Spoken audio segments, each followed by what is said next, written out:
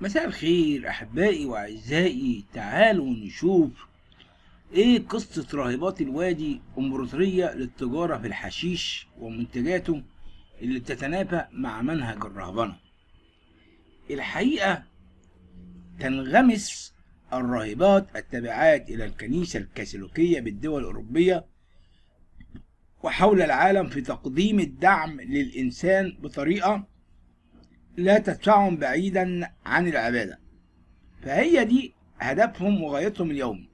لحد ما خرجت امرأة قررت انها تبيع نبات اسمه نبات القنب، متسببة في اصابة الكثيرين بالحيرة. فهي كانت ترتدي ملابس الراهبات.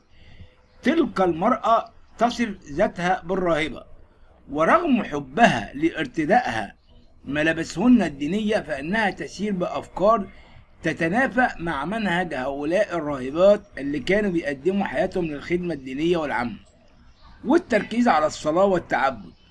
ووفقا لصحيفة نيويورك تايمز الأمريكية، لكن ما القصة وراء تلك السيدة التي اختارت الالتزام بملابس الراهبات اللي بتمزج ما بين اللونين الأبيض والرمادي؟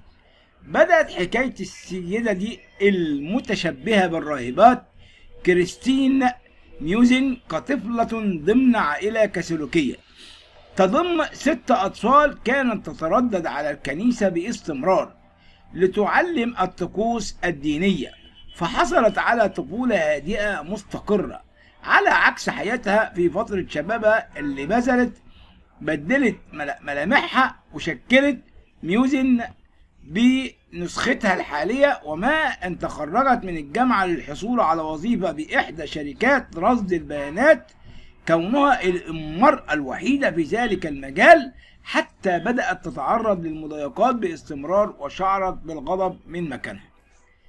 الحقيقة الكلام يعني لسه ليه تكملة.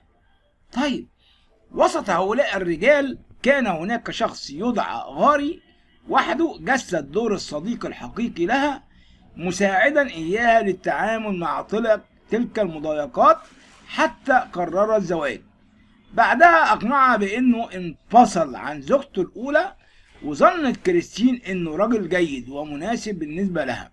اتجوزوا سنة 91 وجابوا طفلين، وحتى عام 2004 بعد ذلك التاريخ اكتشفت ان جوزها ليس الا نصابا يسعى وراء اموالها وحصل على كل فلوسها، لذا تقدمت بطلب الطلاق.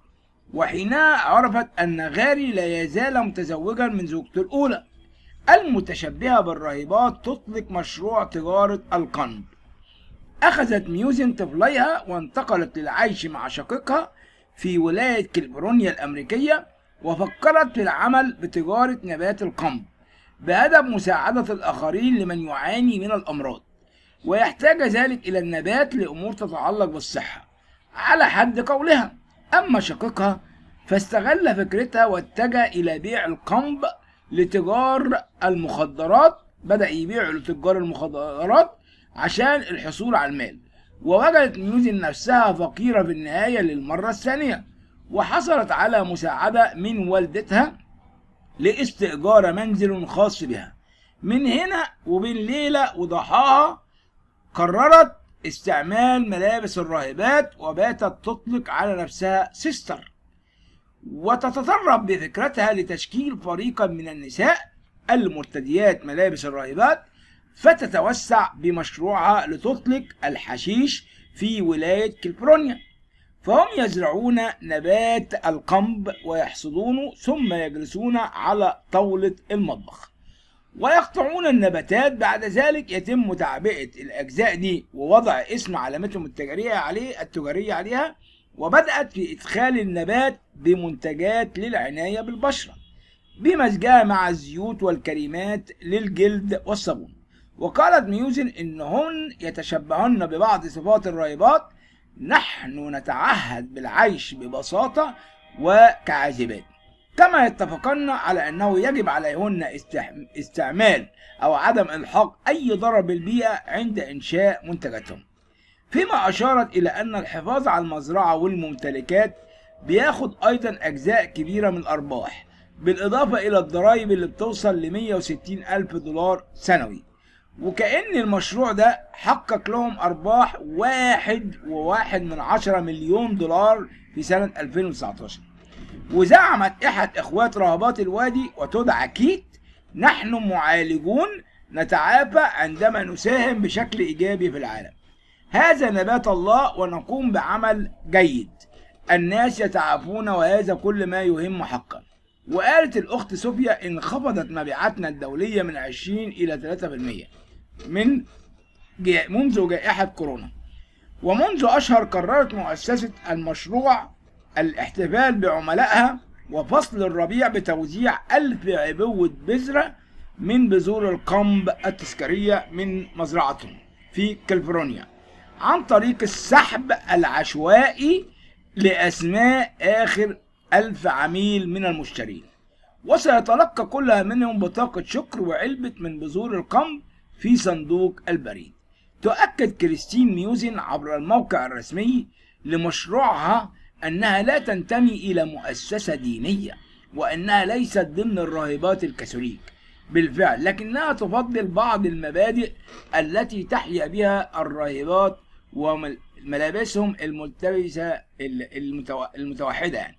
أما أفكارها في تجارة القمب فليس لها أي صلة بالراهبات، بما في ذلك تأسيس مشروع بيحصلوا عليه من خلاله مكاسب مادية من وراءه. ورغم ذلك يعتقد الكثيرون للوهلة الأولى بفعل ملابسهم أنهم راهبات يتاجرون بالحشيش.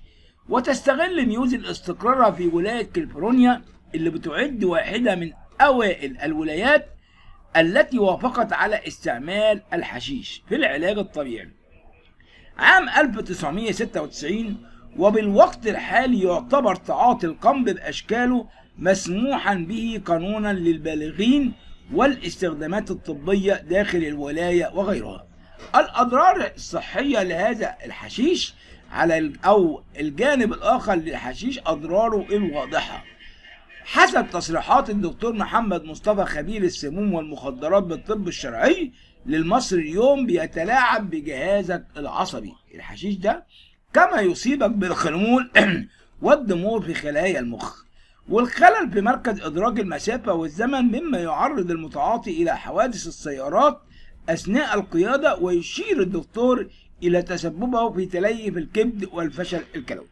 ويرد الدكتور على انتشار معلومات تشير إلى وجود فوائد طبية للحشيش ده اللي بيشتهر بالقمب الطبي، قائلا: بعض الدول الأجنبية استخلصت مادة THC من نبات القمب وأدخلته بالعقار كعلاج مضاد للقيء، لكن ذلك منذ حوالي 15 سنة، ولا تدخل المادة في أي عقار حاليا، وليست لها استخدامات طبية، ولم تعد الشركات تصنعها.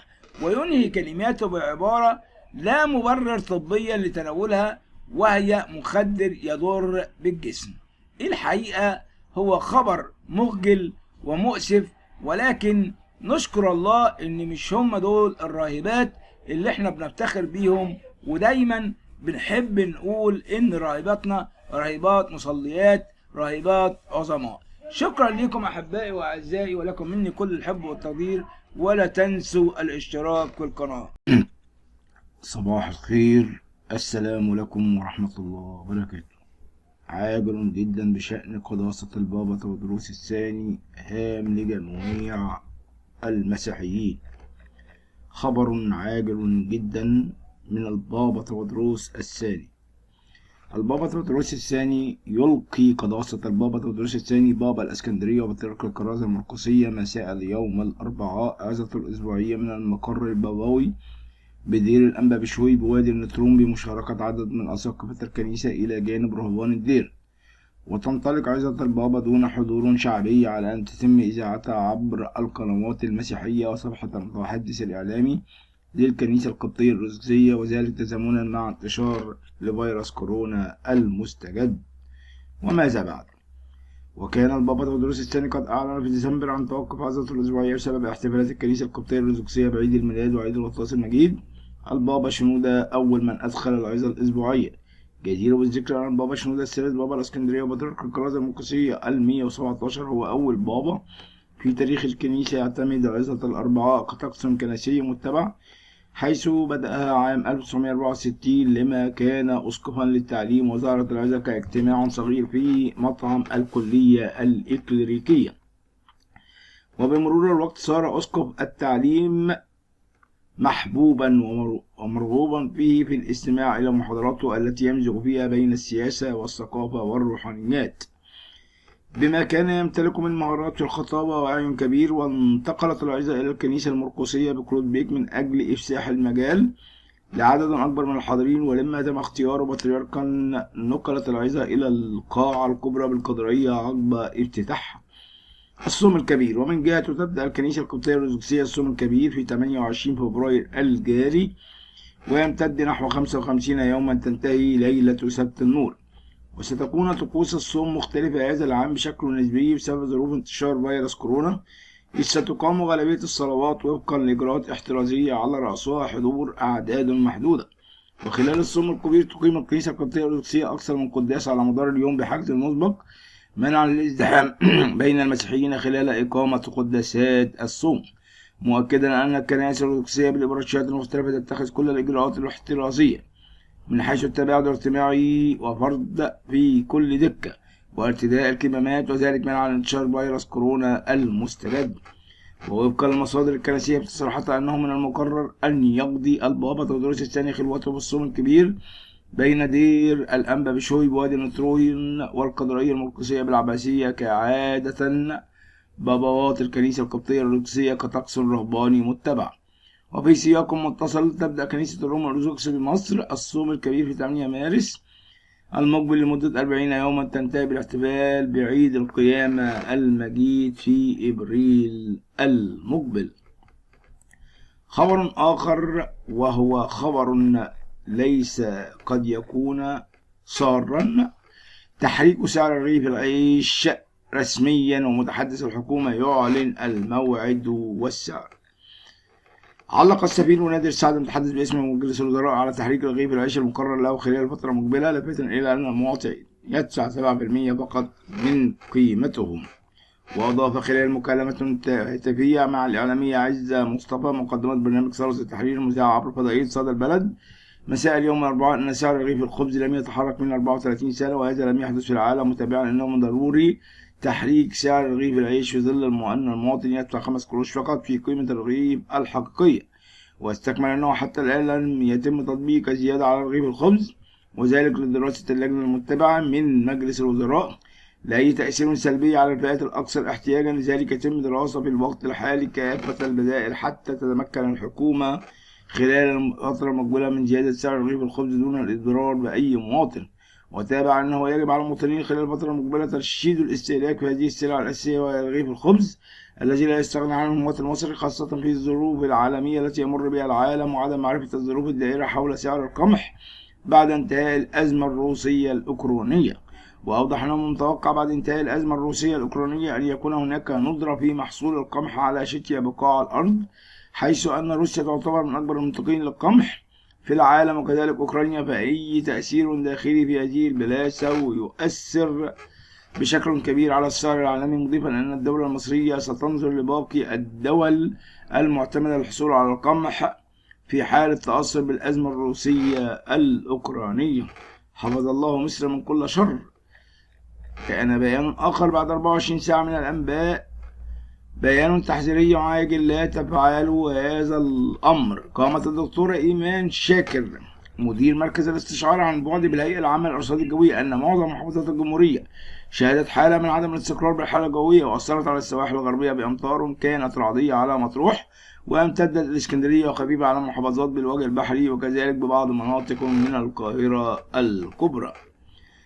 أضافت إيمان شاكر في مداخلة هاتفية لبرنامج الحقيقة المذاع عبر قناة إكسترا نيوز أن البلاد شهدت أيضا حالة من نشاط الرياح أدت إلى الرمال والأتربة على العديد من المناطق، وتحديدا في محافظات الوادي الجديد والواحات البحرية والخارجة وأسيوط وبعض المحافظات الشمالية. ومن المتوقع أن تنخفض درجات الحرارة مقارنة باليوم معدل 3 إلى 4 درجات خلال الساعات المقبلة، وغدا الخميس أم الجمعة ستشهد البلاد حالة من البرودة الشديدة. وتابعت الدكتورة إيمان شاكر الأمطار مستمرة من غدا الغد معنى الغد والجمعة على مناطق من السواحل الشمالية والوجه البحري، وتمتد إلى القاهرة وشمال الصعيد بدرجات متفاوتة الشدة. متابعة الأمطار على السواحل الشمالية قد تكون متوسطة ورعدية في بعض الفترات من اليوم، وخفيفة على مناطق من القاهرة الكبرى وشمال الصعيد. ومع هذه الأمطار نشاط للرياح وانخفاض في درجات الحرارة، لذلك يجب عدم تخفيف الملابس لأننا ما زلنا في فصل الشتاء، لأنه من الوارد أن تنخفض درجات الحرارة بشكل ملحوظ في الفترة المقبلة. وبالنسبة لدرجات الحرارة غدا الخميس: الجمعة العظمى 20 القاهرة والصغرى 10، والإسكندرية العظمى 17 والصغرى 11، ومطروح 16 والصغرى 11، وسوهاج 22 والصغرى 8، وهنا العظمى 22 والصغرى 9، وأسوان العظمى 24 والصغرى 13، وسانت كاترين العظمى 16 والصغرى 7. نشكر الله لتحسن هذا الجو حتى في هذه الفترات الجميلة. أخبار محزنة جدا عن الفنان سمير صبري وماذا فعل معه الرئيس السيسي. قد صرح الفنان الجميل سمير صبري وكشف لجمهوره ومحبيه في خبر صدم الجميع، وأعلن فيه أنه يحصل على العلاج الكيماوي منذ سنة، وهذا هو سبب ما يعانيه في القلب. وقال: المفروض إني أعمل جراحة بالقلب خلال الأيام القادمة المقبلة، وأدعو لي أن أطلع منها سليم، موضحا أنه كان مصابا بالسرطان وتغلب عليه بفضل الله، ويستعد لإجراء عملية في القلب خلال إلى 3-4 أيام، وذلك خلال مداخلة تفاهة في برنامج 90 دقيقة الذي تقدمه العالمية بسمة وهبة، الذي يعرض على قارات المحور. نجوم الفن زاروه في المستشفى أثناء مرضه. أضاف سمير صبري أنه سيجري عملية جراحية الفترة المقبلة. هعمل عملية جامدة شوية ومحتاجة رعاية جامدة جدا، وإن شاء الله أتخطاها. وال50 سنة اللي قضيتهم في الفن والسينما والثقافة عمري ما هنساهم، وعمري ما هنسى إني عملت حلقة كاملة على دمار خط بارليه، ودي من الحاجات الجميلة اللي بعتز بيها في شغلي. بيوضح إن ميرفت أمين ودنيا سمير غانم ونجوى فؤاد وفيفي عبده وعدد كبير من نجوم الفن زاروه. سمير صبري يشكر الرئيس عبد الفتاح السيسي. قال: أشكر الرئيس عبد الفتاح السيسي على أنه رجع مصر للدنيا ورجع الدنيا لمصر، وأتمنى تبليغه بهذا الأمر. لو كنت أنا بصحتي كنت عملت 9000 برنامج على الإنجازات اللي هو بيعملها. أنا بتكلم من قلبي، يا رب يديني الصحة عشان أشوف الجمهورية الجديدة هنعمل فيها إيه. موضحا إن الدكتورة إيناس عبد الدايم وزيرة الثقافة اتصلت بيها هاتفيا للاطمئنان على صحته. قالت: لو احتجت حاجة قول لي، ما تتأخرش. مديحة حمدي: سمير صبري أكثر حد بيعمل خير في السر.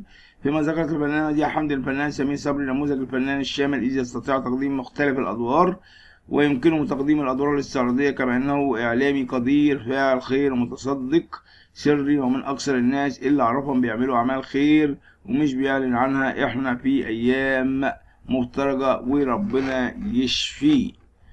يعني حتى أقول إيه، وصفات طبيعية لتفتيح منطقة حول الفم وأنت في بيتك في يوم واحد.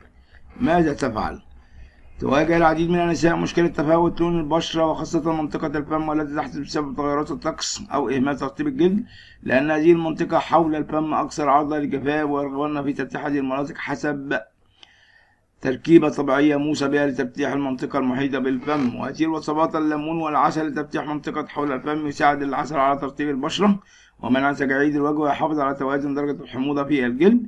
كما يحتوي الليمون على فيتامين سي الذي يساعد في علاج فرط التصبغ، ولذلك ينصح بتحضير 1 ملعقة كبيرة من الليمون مع ملعقة كبيرة من العسل، ثم إضافة عصير الليمون الطازج والعسل الخام مع تقليب المكونات ووضع المزيج على منطقة حول الفم، وتركه لمدة تراوح ما بين 10 إلى 15 دقيقة، ثم غسل المنطقة بالماء الدافئ وتركها حتى تجف، مع تكرار الوصفة مرة واحدة بالأسبوع، مع تكرار الوصفة الطبيعية لعدة أسابيع للحصول على نتيجة إيجابية.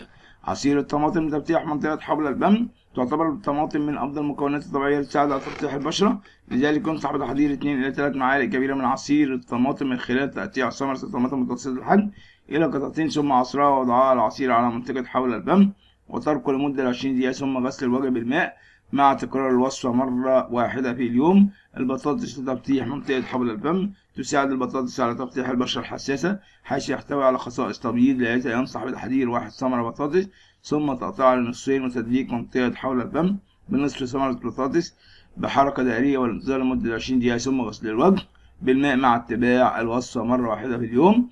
زيت اللوز لتفتيح منطقة حول الفم. يحتوي زيت اللوز على نسبة عالية من فيتامين إي الذي يساعد في تحسين البشرة من خلال وضع بضع قطرات من زيت اللوز في اليد مع التدليك بأطراف الأصابع بحركة دائرية وترك الزيت على منطقة حول الفم لمدة 20 دقيقة، ثم اغسل وشك بالماء الفاتر مع تكرار الوصفة مرتين أو 3 مرات في الأسبوع.